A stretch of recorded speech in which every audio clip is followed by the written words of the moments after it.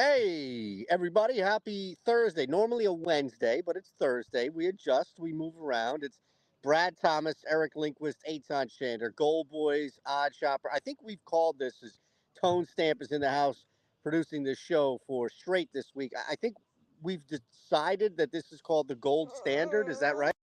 Yeah, I think that's what happened. I Okay, come up so with great I, names I have sometimes. PTSD with this name. Okay, can I explain why?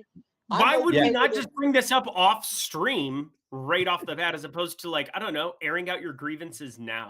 But whatever, Because go the ahead. show's more fun when we air grievances and talk about our lives than just hit you with 60 plays that nobody can remember the first 20. But if you remember, there was a general manager named Joe Banner, kind of like president, if you will, Joe Banner of the Philadelphia Eagles. And before they won the Super Bowl, back when Donovan McNabb was here and everything, he called the Eagles the gold standard of the NFL, and they just kept losing. Oh, you have serious Yeah, they PTSD. just kept losing.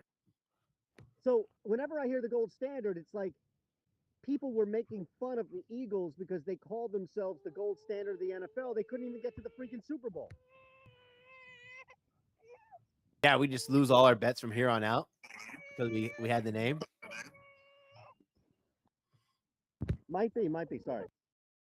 I have to what take we this all in. I mean, every single time, Eytan Shander, underneath a tree in the middle of Let me tell you something. Pennsylvania. I am sick and fucking tired of it. All right, the fact this kid is quiet all fucking day, and now he decides to scream his ass off. I am sick and fucking tired of this shit. All right, no more kids are in my house. 2 is enough. If I got to get snipped, I'm gonna get snipped in 5 minutes as soon as I'm done with this show. It's quiet in my house now, so. Just one, Brad. I won't let you have another one. Oh, man. It's too good. It's too good. All right. Well, want to talk sports? I'm excited for this. Yeah, let's do it. I'm excited. Yeah. We've got some plays. We've got some things, also football to talk about, which it's going to start dominating conversation as soon as August 1st flips around. What, Hall of Fame game sitting here in a week? I can't wait for that. I can't wait for it either. Football. 32 total. Already saw that. It's starting to plummet, which is just hilarious as is. But who's excited for football? Has 2 thumbs? This guy. I'm super excited. I got Actually, the week 1 teaser out already. Before what we got on air, I was reaching out to a couple schools, like seeing which games I'm going to go to. A lot of the programs, especially the smaller schools, are freaking horrible at having their credential system set up already. So it's the nightmare of bouncing back and forth between the the communications department and their website. Where are you looking to go? Like UCF? I'll probably be at Alabama, Georgia, Colorado, Utah. That small little game. I know for sure I'm gonna be at UCF. What?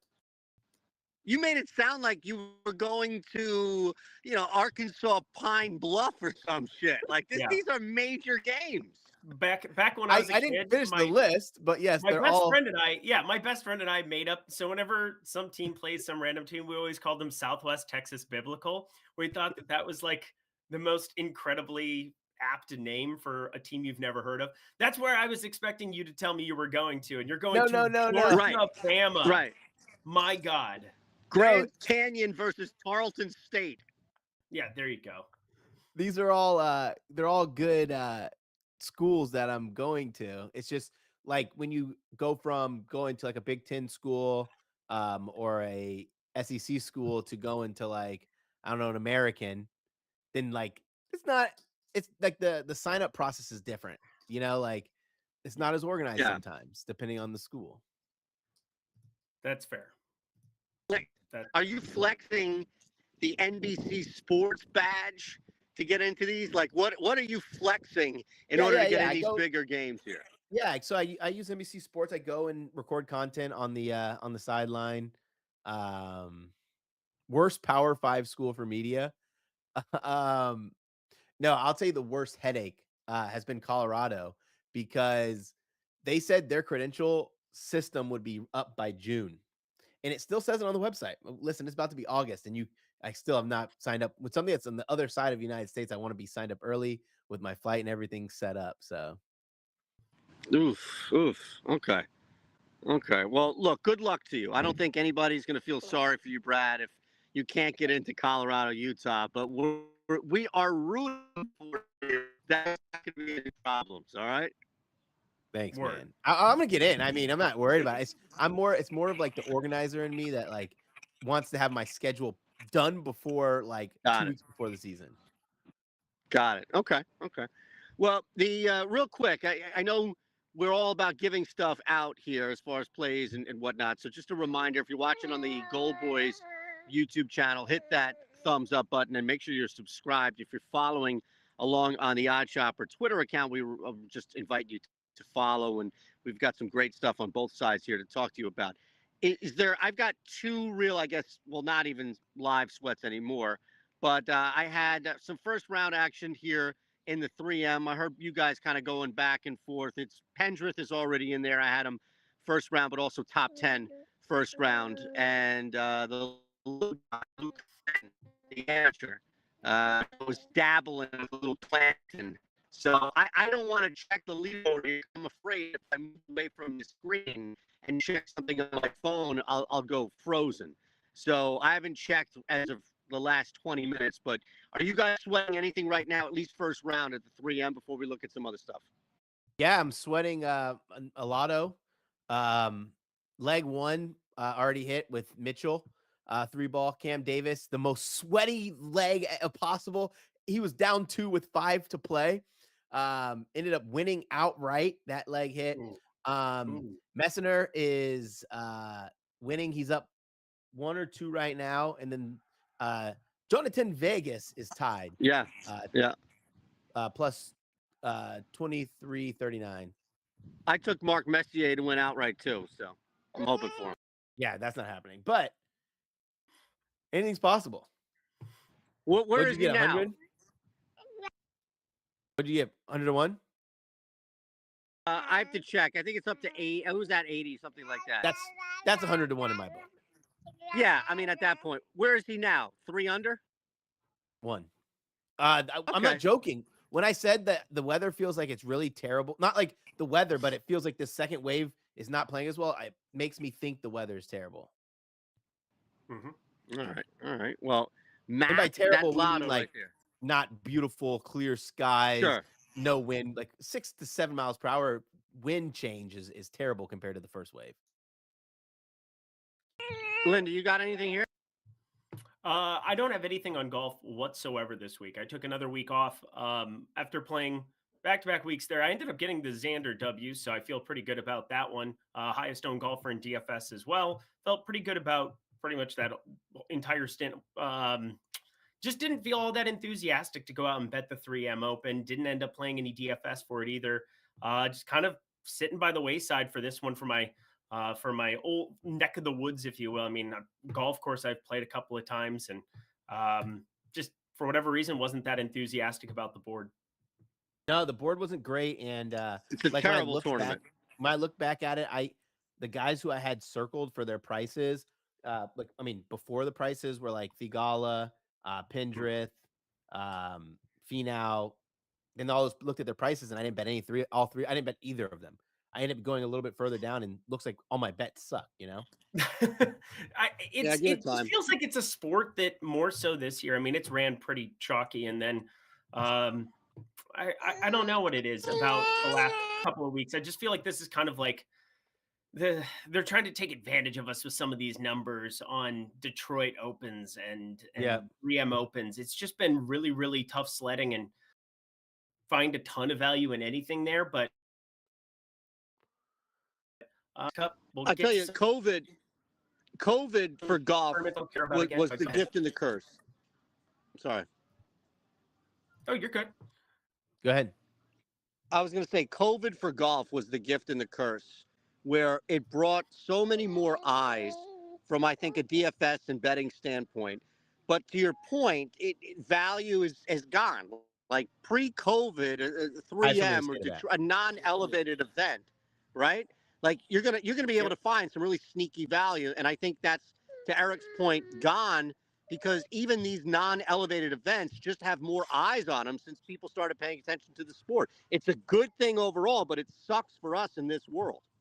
Yeah, I mean, I've if you're a sports book and you're able to give a bad number on multiple players and people are still going to play it, you're laughing. I mean, this is such a yeah. ridiculous proposition. Like they're still a business. Like we're in the business of finding value and winning money, but like it has been weird because like normally I'll update my sheets and I've got categories of how I categorize the best players in the world and then how I categorize the next 75 to 125 and there's like certain alerts all set up where it's like, "Oh, this is going to be value. This is going to be value." And I'll have like 80, 90 of them in a queue that pop up, but there's been like 4 or 5 that have queued up with all of the numbers across all of the sports books on a couple of these random weeks. I'm talking the John Deere was brutality to find anything, and that never used to be the case. So it's kind of a bummer. I hope that it goes away and we start getting some better numbers and more appropriate numbers. I also hope that we see some of these top tier players come back down to earth, so these mid range numbers that actually have value can come to fruition and reach expectancy at least once. But it's a tough sport to bet right now. Yeah, and pre-COVID, I mean pre-live, the pricing was different. So like, I've been grinding at this thing for a long time, and you'd see tournaments where frequently it would be the 150 to ones. The 150 to ones nowadays are guys who like are teetering between the Champions Tour and PGA Tour. That's why they're Yep. 150 to 1. The new 150 to 1 now is closer to 50 or 60 to 1. The value's been sucked out of these. And like you said earlier, like the books are to continue to put out terrible holds for the sport. They move the numbers egregiously. Akshay Bhatia, this is an egregious number move. Akshay Bhatia opened around 40 to 1 for this tournament. He went off at 20. It's unreal. And he's not, it's out. That's the thing too, the movement, right? So even if there's a good line, Brad, the move, it's like one small move changes everything to where you've not only lost it, but it's a bad bet at this point. Yeah. Yep. But the sad thing is, like, you build out these models, you have these guys waiting for you to take your bets, to tell your bets, especially if you're a golf guy, which I am, a golf handicapper, write articles and stuff. Sometimes you don't want to put out an article, but then you're like, it's literally my job to give out bets for this company. And it's hard. Like, I think my card's pretty deep this week, but in comparison to confidence or amount of units deployed, it's got to be way different. Let's see, how many units deployed do I have? That's 2, 3, 4, 5, 6 units deployed throughout the entire card between outrights and proposition bets. I'd say I'm closer to 10 with 4 units deployed on outrights alone. But it's just like, you can't do it. The value sucked. Like, let's think about this. Yeah. Cam Davis, to finish top 40, is minus 140, minus 150 in a 165, 156 player field. Realistically, maybe like pre-live, that price would be in plus digits, and you would have plus numbers, and you would have no dead heat.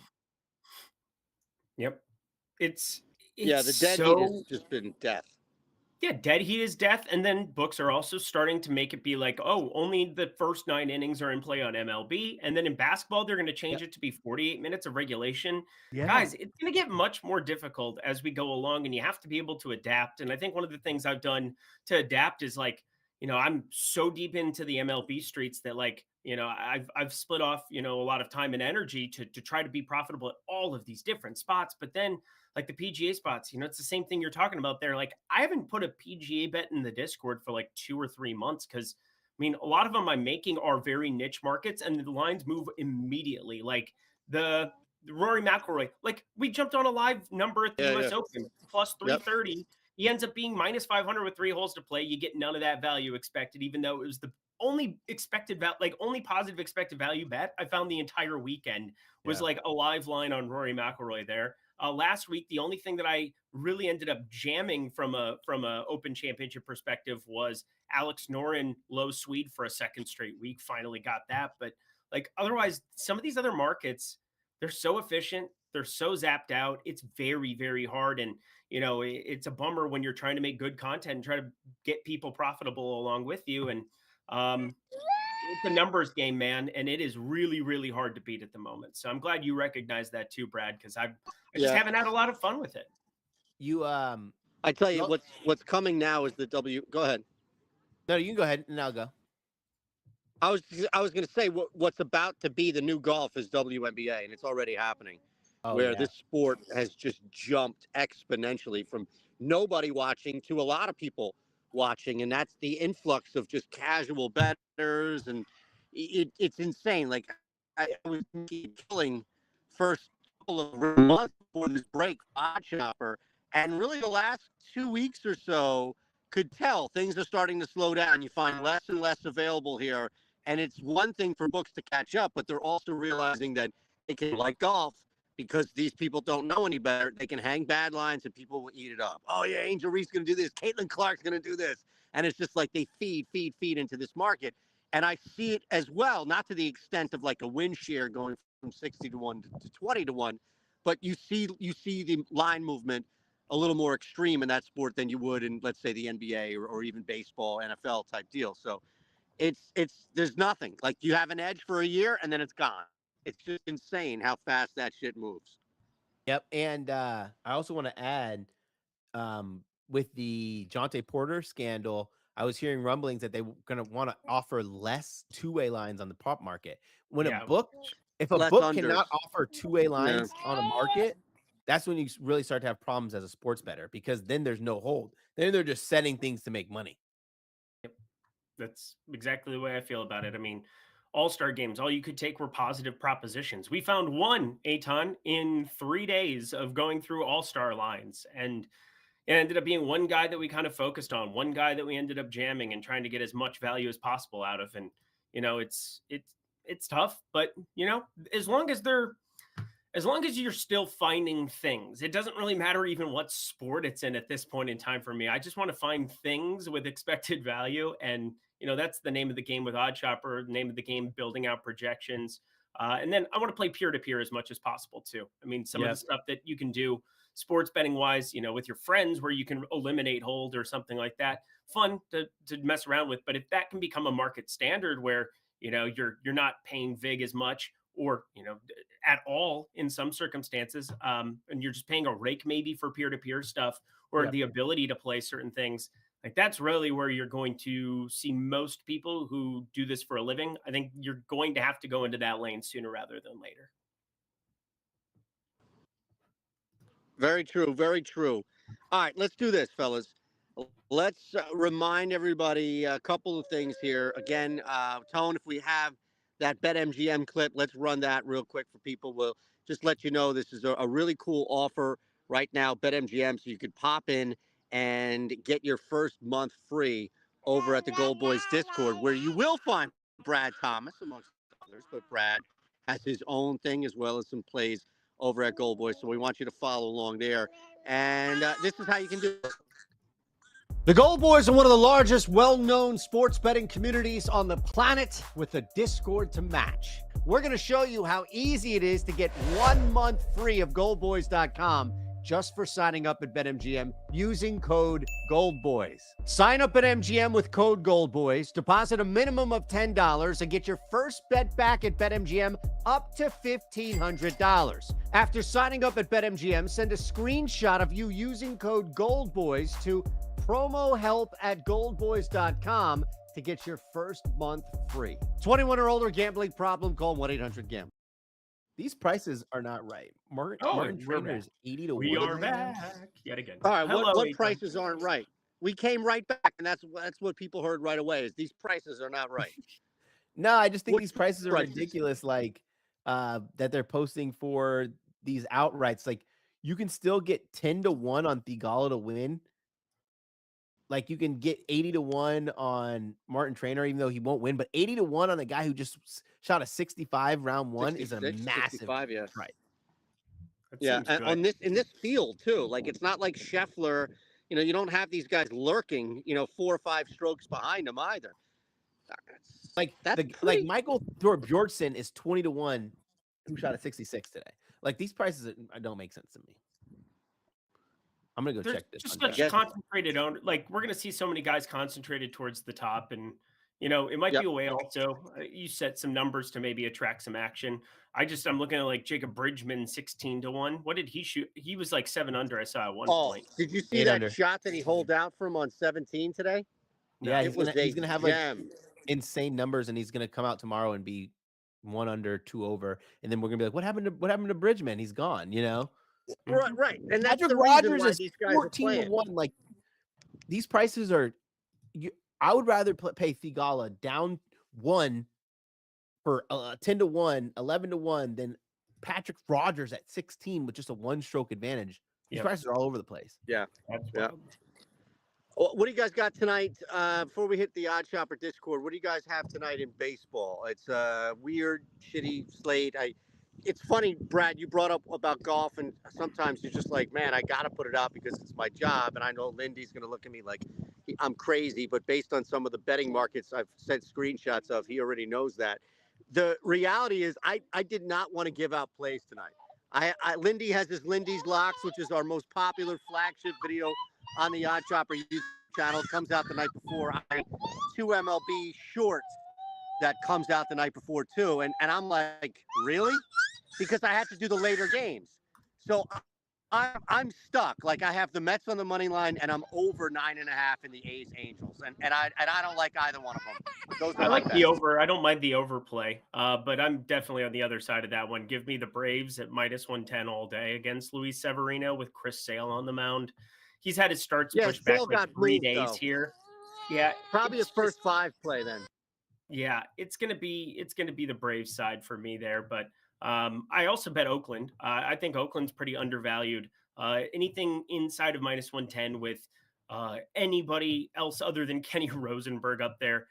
Brent Rooker just bet all of his props again. I mean, the guy is on another stratosphere. I'm not a big hot streaks person, but there's no doubt that he is just very good at the hitting of baseballs and probably one of the most undervalued hitters on the marketplace this coming into the deadline.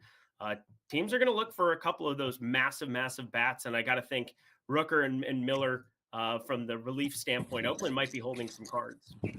That game, first off, that game features one of the worst pitching matchups you'll see all year. Oh yeah, Ross Stripling, Kenny Rosenberg. Yeah, and you're getting plus money to get 10 runs for a team in Oakland, mind you, who has some of the highest scoring games from a team this year.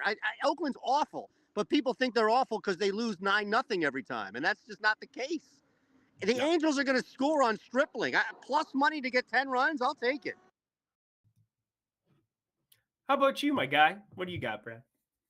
I didn't take anything tonight. I have such a massive slate in soccer today. There was something like 35 games. What? And we've just been live betting them all day, so I stayed away from baseball. Good man. What's the deepest league that you bet today? Like third level Mexican soccer? Like what's the deepest level league that you bet? Actually, fortunately, I've bet some pretty big leagues because it's Europa and Champions League qualifications. But there are some teams inside these qualifications that are pretty down below. Like Vikingers playing a team from Albany, so that's a team from Iceland playing a team from Albania, playing a team from Albania. I'm going to be betting on that here once it gets to halftime. I'll play Burbalik, the team who I played last time is down to a team from Kosovo. I'm going to play that at halftime. That's still got 20 minutes. So that's just some wild. shady Icelandic soccer, man. It's crazy though. But you like, us in America are like, yeah, this shit sucks. But we look at like their organization, their leagues and everything way better than like their stadiums, way better than ours over here in the United States. At least for now. I'm sure that will change shortly. There's got to be an insane level of corruption, right? Some of the leagues, there has to be. Some of the leagues for sure. Like you'll see the clips on Twitter where the ref will call a penalty and the guy will just like walk up and kick it to the sideline. What? Oh exactly. yeah, exactly. Like what? Yep. That's what I'm saying. Like, I can't get upset with Jonte Porter when you got shit like that going on. Yeah. Just let me bet unders and I'm good. That's all. That's all. Just let me bet unders and I'm good. I would agree. You need That's to have it. the two-way market. That's it. That's it. That's all I Yeah, want. Summer League was a one-way market primarily everywhere. That sucked as well. Bronny. I mean, could you even fade Bronny at that point? No. It seemed like it was all just like alt numbers. But you know what? All you needed was the 1 10-plus point game that he had, plus 330, and it paid for itself. So my stabs like me at with Bronny trying to make that a thing. All I needed to do was go 1 for 3 to break even and 1 for take 3? a tiny bit of profit. But yeah, I mean, just that's all it was. Absurdly bad basketball. He only had 3 games. No, I only bet his first 3 that he played in Summer League. His third one he put up 10 plus or whatever it was, but yeah, it was a bad situation to try to be betting Summer League, which generally has been one of my more profitable spots, but need the two-way. Yeah, without that, it's cooked, man. Absolutely cooked. Dylan Cease, no hitter. Did he get it? He Looks sure like did. it. No hitter. Looks like Dylan Cease, no hitter.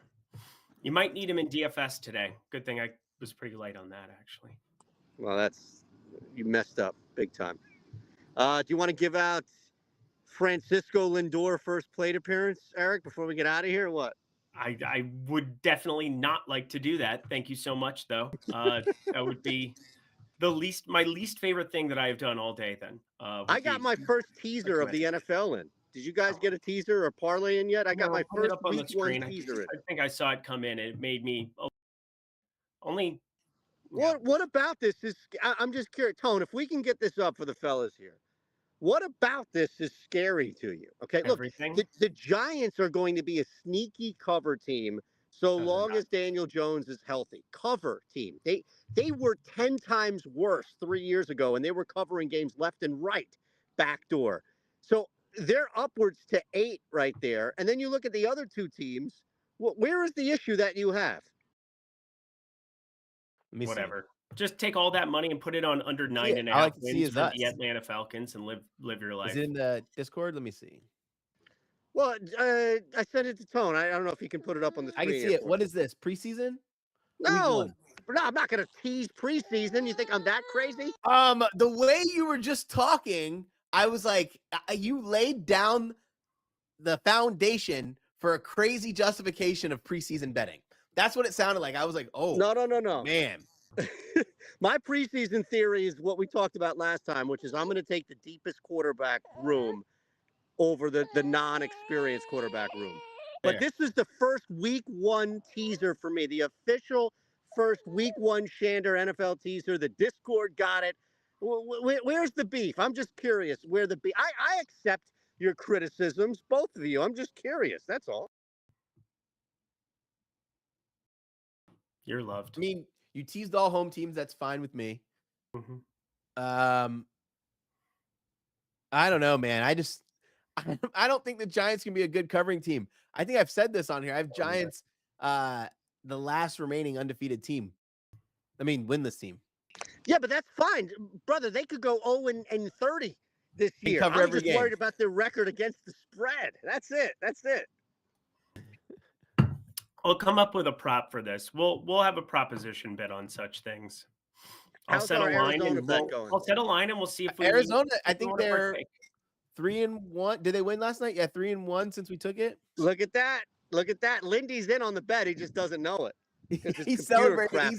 He's gonna be cheering with us. He has no idea what we're talking about. He took the other side last night. If he knew about the bet, I don't think he'd do that. I would not have. Let's see what the odds are right now. Look, Darnell, they're not a good football team. That's the difference. I'm not on here telling you they're going to win 4 games. My point is they're going to cover some spreads. That's it. Especially teased spreads. That's all. That's a teased spread. What is that, north of 8? Come on, cuz. Cincy, Indy, New York. Yeah, the New York one is so egregious that I don't really have words for it. But that's going to be the only one that hits. Watch. No, it's not that I don't like it. It's just I'm the type of bettor when I tease teams, like I have to have a legitimate, real reason to take them. And I just feel like that's just a number play. And I don't know if that's enough for me. Like, not that it won't hit. I just would, personally, I'm more comfortable leaving it off. There's so many unknowns about this New York team.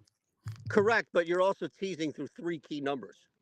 Yeah. I said that would be the only reason Right. I'd play. The reason you would. Yeah. Right, and which in this sport of all sports, you could blindly bet some of those key numbers and still profit. So just don't call me crazy when it hits. That's the only thing I want. That's the only thing I ask. That's it. I will still call you crazy when it hits.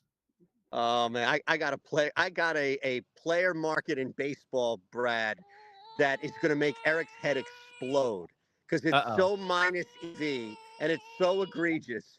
But it's going to hit, and I'm going to send him the first screenshot. 5 He's going to be like, pitch prop market that you made me look at the other day that I wanted to vomit over. The 5 pitch market. Castellanos, 5+ pitches in an at bat. Unreal. Easily the worst bet you could place out there from an EV Easily standpoint. the worst bet. That is correct. That is correct. All right. Well, what else you guys got? We'll remind you one more time. Again, you get in there that first month free. At GoldBoys, hit that thumbs up button. Subscribe, of course. We can get you 50% off the OddsShopper Discord. So Lindy's in there. He's got a ton of plays. He's the draw there. I'm in there too. We got a CFL play tonight in the OddsShopper Discord, courtesy of me. So you never know what the hell you're going to get in there. 50% off with code LIVE, LIVE. Jump in, sign up anywhere you want, use code LIVE there. We'll go around the horn one more time, kind of tell you where we are and where you can find us. But do you guys have anything else that you want to give out before next week? I mean, it's Thursday right now. So if you have any futures or anything across the board, now's the time to do it. Actually, I don't. I do. I'll give this out. I'll give out 2 plays. I'll give out make sure you shop the line.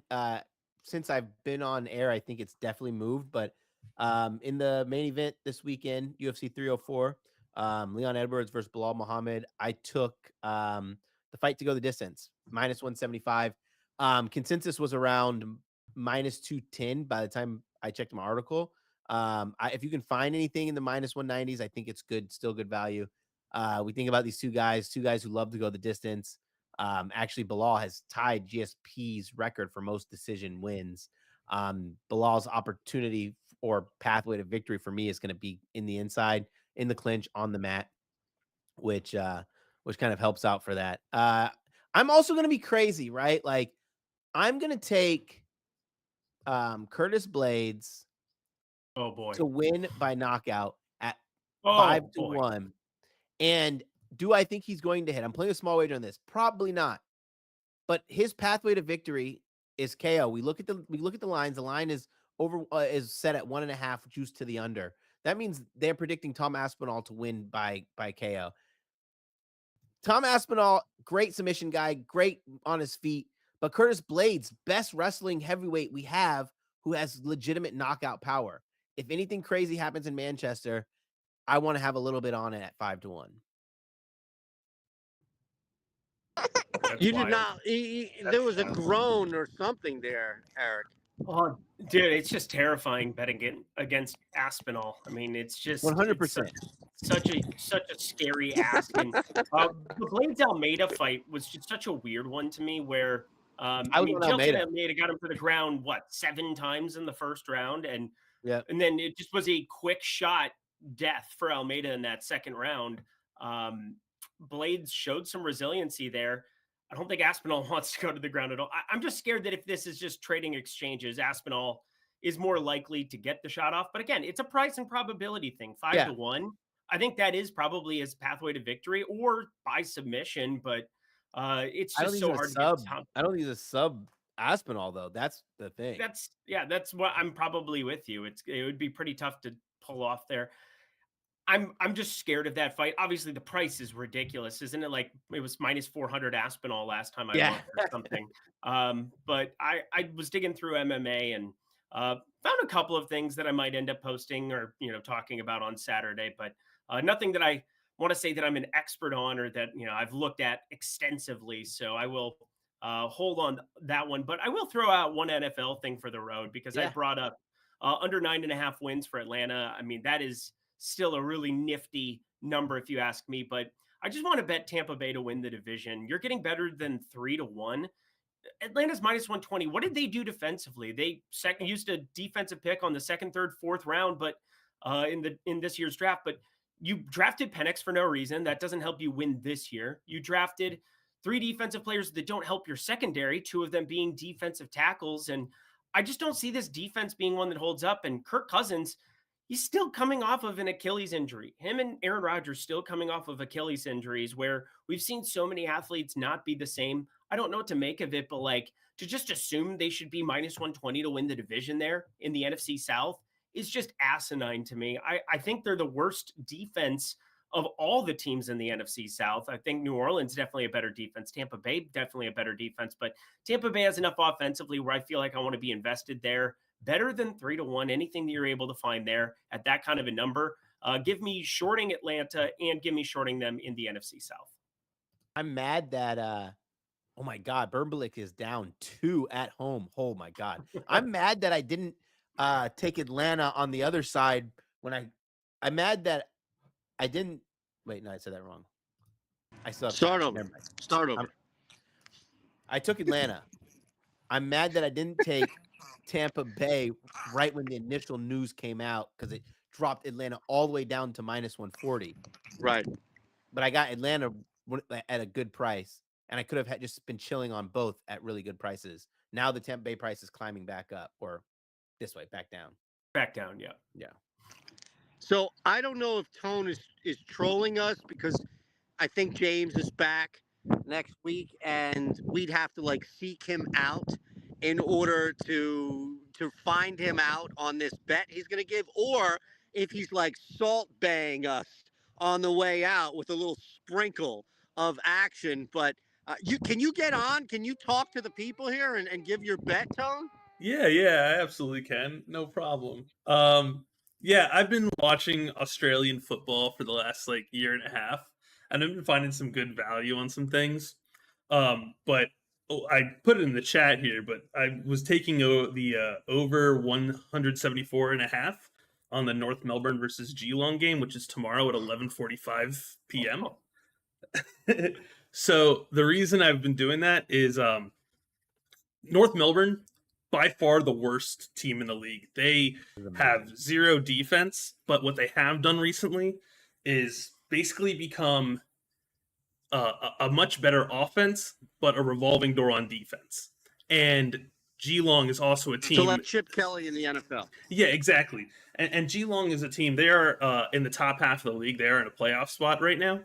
However, they are, of those teams in playoff spots, they do give up more points than most of the teams do. They just also have a pretty decent offense. So I like it to just be a shootout and not a grimy game. So that's why, and North Melbourne has been hitting this over in, I think, like 3 of their last 5 games. And I might be the 3 consecutive, but Yeah. they've changed their offense. So it's just way more offensive heavy and just not really worrying about the defense. But if you want a brand new sport to watch, I've been enjoying it. And life's too short to bet an under. At night. Yeah, 11:45 Exactly at what I night. was saying before. Like, it doesn't matter what sport it is. Value's value, baby. Value, Exactly. value. Love it. Exactly. Rooting for 175 points in a football game. How could you be? How could that be bad? That's amazing. It's definitely a different type of football game. Wow. Like AFL, arena football league, you don't get that much. No. No, Definitely but not. it's a constant. It's not down base with the clock running during downtime. But, as long as the clock's running, action's happening. So that's why points happen a lot more often. All right, real quick on the way out, and again, we'll go through as far as at Eric Lindquist, at Mr. Brad Thomas, at shanderbets for me. Make sure you're following GoldBoys and of course OddsShopper. Have you guys ever bet something that you watched and you had no freaking idea, like 0 idea what was going on? Yes. Yes. When I started watching Cricket. AFL. Okay, now's the time where you would say what it is, not just yes. Cricket. I had a high-a-lie prize pick slip. That's Okay, amazing. so cricket, highlight. Highlight. Jammed. So I think I had like neither one of you guys $300 saw on that before? highlight slips. Yeah. That's a thing that happened. I had Ben Raza had me bet for him this not Call of Duty, Counter-Strike. Oh, Counter-Strike. Yeah. And I'm watching this video game, like, okay, I could kind of figure it out because it's like GoldenEye, right? And then he's like, okay, we're going to bet this next game. It's called Dota, D-O-T-A. Yeah. And it's basically like figurines, like wizards and shit. yeah. It's Like insane. League. Wait, esports gaming is amazing, bro. It I is so agree. fun, and then when you watch it, it's entertaining. I went to the League of Legends World Championships at the formerly known as Staples Center, where they turned the entire floor of the Staples Center into the arena, and minions are spawning, and everybody just starts freaking out, and you've got introductions like, I mean, it was darn right phenomenal stuff. I mean, That is it was incredible to witness. Did you guys hear that they that the That's IOC amazing. approved Olympic esports for Oh, that's future years? fantastic. Yeah, I so didn't see that. we're gonna get esports in the Olympics. Oh, that's going to be as if there weren't enough other things. Oh, I was going to throw this out for the people too. Let me go find this. There's a Go ahead. surfer that you need to bet. I'll send it over later here. John Florence. John Florence to win gold, better than plus 300. Or that's what it was before. John Florence. He's a surfer, I believe. So bet him to win gold medals. Is it two Johns or is John one name? John's one name. John Florence. That's his I name. like that. I like that. It's somebody who's smarter than me who told me to Look at do this. something.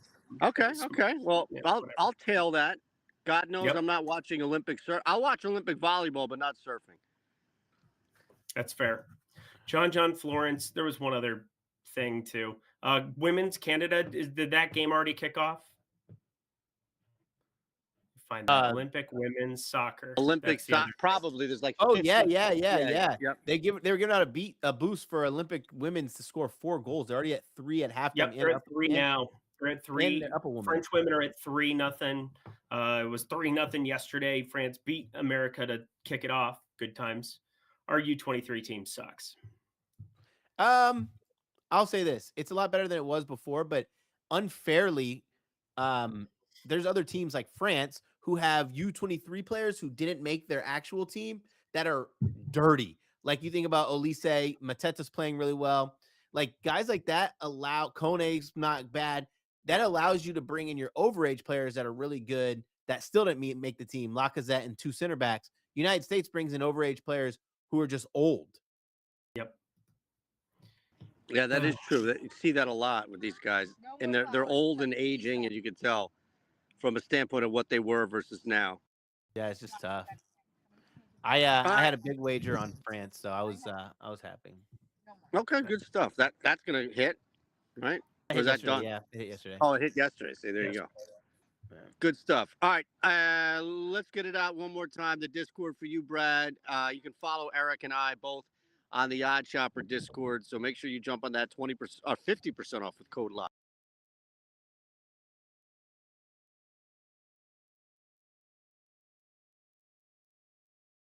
My Premier League betting previews comes out Tuesday. First one. It's a series, so the first one will come out on Tuesday. Check out my ex at mrbradthomas. Beautiful. All right. Tone Stamp, appreciate you, brother. We're back Monday, 3 o'clock Eastern. Wednesday, 3 o'clock Eastern. Football's right around the corner, fellas. See ya. That is.